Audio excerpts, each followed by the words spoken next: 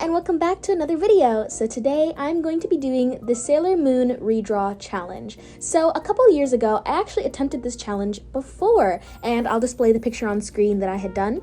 And I wanted to take another crack at this because number one, I had thoroughly enjoyed it the first time I did it, and number two, I just thought it would be a really fun comparison to show how far I've come within the last 4 or 5 years. So here I am drawing Sailor Moon, the Sailor Guardian herself. I actually have read the Sailor Moon manga, and I will say I do like it. In terms of magical girl mangas, it's quite good. I do like Cardcaptor Sakura a little more because it was my first manga, but Sailor Moon does also have a special place in my heart. So here I am doing the sketching phase, and the sketch actually went really smoothly, although I completely forgot to turn on my opacity for my sketching brush, which is a custom brush I made in Procreate. That's the program I'm using today. So that's why it looks a little heavier than usual. Then I went about doing line art for the piece, and originally I wasn't sure if I was going to do my normal painterly style or my line art, but I referenced the older picture from a few years ago, and I noticed that I had done line art on that piece. So I decided that it would just be fine to go ahead and do line art. I did do line art slightly more detailed than maybe I normally would for a picture like this. Because Sailor Moon is so close in our viewpoint, I decided to add a lot of variation, lines, and texture within my line art. I also separated my line art layers into the eyes, the hair, and then the rest of the body, so that was like her face and her clothing, because I wanted to be able to color each layer separately.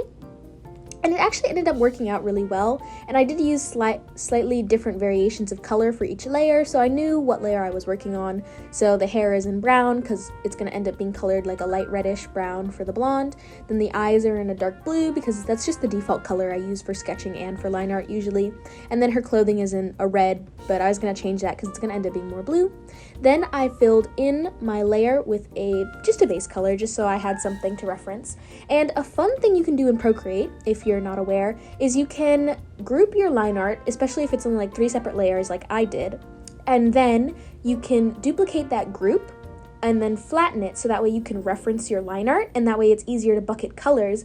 And if you'd like, you can actually turn off that flattened layer of line art, and it will still use the reference bucket tool, and you don't have to see it, which is really great. So you can see your line art in real time just in case you have to make changes, which is what I did in a few places where I had to fill in pixels and stuff. Really helpful. If you guys want a tutorial, please let me know. But yeah, as I was saying, this is just my normal coloring process. I decided in terms of my reference, which you can see in the top left corner, that I was going to shade it a little harder than it does in the actual anime. I have not seen the anime, I've only seen the manga, so most of the pictures I've seen are in black and white, obviously, but I do know because of the sort of style of this manga/anime that it's a lot simpler than what I did. And obviously, because Sailor Moon is being animated, they have to take a lot more liberties because, you know, they can't color every single frame to perfection. That would take forever. And also just probably because of limited technology at the time. So I did go a little harder on my shading than I did in my original redraw and in the original reference picture. But overall, I had a really great time drawing this. In fact, it was super fun. I loved it. I don't often do Sailor Moon drawings, but it was really fun to just sort of render this. I think the skin was probably my favorite part of rendering, and then I just finished up with the eyes, did a few highlights, a few touch-ups, colored the line art, and yeah, it was pretty much done. So here it is. I really like how it turned out, and I added a little extra shading in the end just to push the values. So I want to thank you all for watching, and I'll see you in the next video. Bye-bye!